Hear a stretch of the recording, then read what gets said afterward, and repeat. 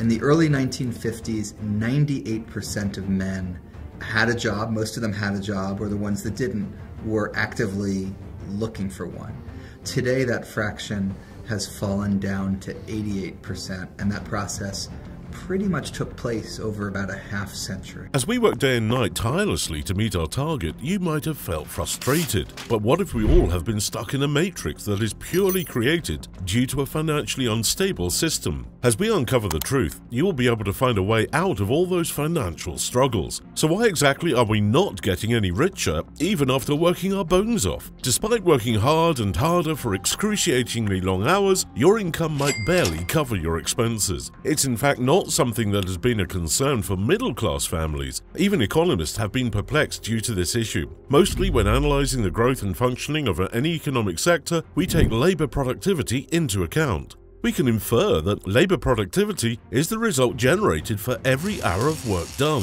What this labor productivity reveals is quite remarkable, as it also allows us to understand what truly is happening at the moment. After all, today's generation, or the world as a whole, has proved to be super good at the work they do. On top of that, they have been efficient and smart. On top of that, they have taken efficiency and smart work seriously. In the old days, our ancestors used to endlessly work on coal mines, factories, and have done a lot more physical work than us. That has accounted for the lack of sympathy and support for today's individuals. But that doesn't mean we are not embroiled in challenges. Even after going through all this turmoil, we are barely managing. Being a workaholic is different, and being forced into staying late nights and hustling hard without proper rest is different. This has also led to more individuals suffering due to lifestyle diseases. Expectations and glorification of professionalism are in fact a disguise that has pushed us all to overwork. Now, we are all aware about the toxic hustle culture that entangles the current system. However, many overlook the economical part and tend to talk about the mental health concerns. After going through all the hoops and going an extra mile, is the economy getting prosperous? Whatever may the answer be, we can't deny the fact that we are just overworked human shells.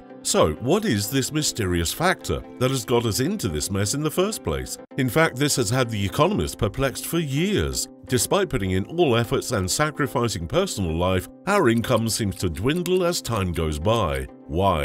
Every country is trying hard to become a global leader. Back in 1900, a similar economy as the one we see today was formed. In search of better and well-paying jobs, the young generation perched in bustling urban areas rather than the scenic countryside. The perks of working in a big corporate company looked enticing rather than doing hard physical work at someone's farm. In case of uninvited natural calamities like a flood, storm, or drought, families had to suffer a great deal, but the jobs in the corporate world seemed stable. It certainly was a big deal for the majority. On the other hand, if we closely analyze, we can see that a farmer does not have to work for 100 hours, racking their brains.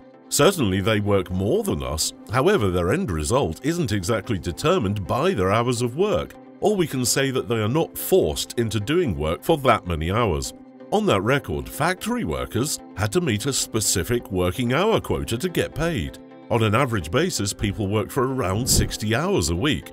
That is only the bare minimum, folks. During the 1900s, a roaring cascade of events did occur. We don't have to talk further into those, as we are well aware of the impacts World War and the Great Depression had on the economy. If average working hours was 60 back then, it dropped to 40 hours a week. It's all thanks to industrialization. Humans are being replaced by machines. While that is that, the industrial capital has emerged to be the centerpiece of business. Car factories almost have zero involvement of hand touch, and it's machines that are doing the hard work in our stead. This naturally scares the working community.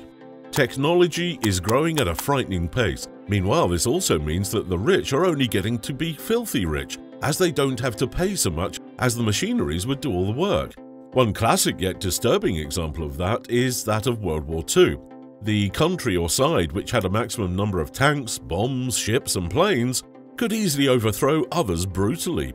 It didn't matter whether the number of soldiers or warriors were high. Everything is after all fair in war. Now, after wreaking havoc, the economy did not recover or fall back into the track. One of the mysteries behind why we are not earning much despite working so hard unleashes here. The living standards were no longer something that went with the flow. Now, an average American family had to pay more for commodities, basic utilities, and even water. Some of the economists think that water would soon become a priceless commodity as well. When people migrated to urban areas from suburbs, their living expectation also improved. Owning a car has become a basic need by then. That was the beginning of an entitled capitalism that has gobbled the economy as a whole. This part of the economy later came to be specifically referred to as the middle class. Now, businesses started to cater to their consumer demands. Is it not true that we are anchored to our job and we don't have free time to ourselves? A person who works a normal job between 9 to 5 would have to stay online and carry their phones around wherever they go. So there is technically not a single free weekend available now. Consumers now want to get things done then and there. That is a major reason for the extra work we do now. In a nutshell, to cope with current overwhelming consumer demand, we have to devote 8 hours for work, another 3 or 4 hours to carry out household chores, and barely 8 hours to sleep. And we also have to be available to answer the phone anytime and anywhere. Now let's talk about the economy part, as there are experts who can talk about the mental health part.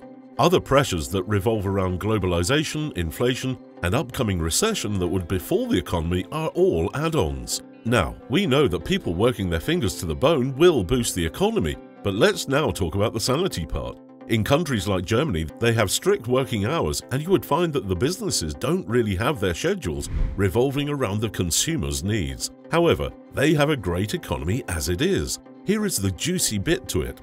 Despite the fact that people here have less working hours and don't have to answer calls after getting off work, the country is better off than overworking countries. One reason is we need free time to shop or go around and explore several sorts of businesses. Rather than working according to the ticking of a job in a chair or a site, people will have time to explore multiple income streams. This means they can have a desired inflow of income as well. This would keep them happy as well. Also, their productivity would skyrocket and the outcome would be super good.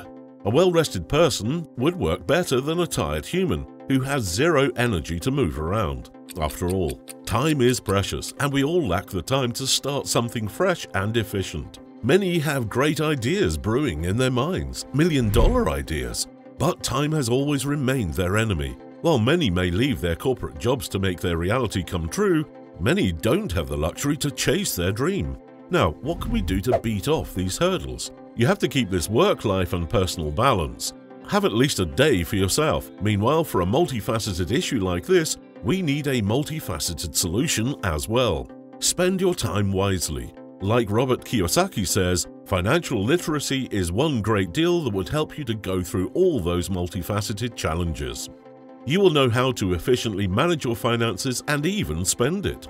Go for efficient and less shaky investment options and work for an early retirement.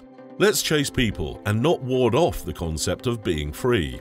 Work is important, folks. We're not insisting it is not. But while working hard for these corporate ventures, give yourself much-needed priority and grow your financial literacy. Educate yourself so well that you can have a good fight against inequality in terms of salary and lifestyle. While at it, let's put up a good fight, folks. The economy created the mess in the first place, however, it also has the antidote to it that we have been seeking all along. What all extra income sources do you have? Do let us know in the comments section. If you have liked the video, don't forget to hit the like and subscribe button and turn on the post notification. Until next time, see you all, folks. Stay tuned for such informative and exciting content.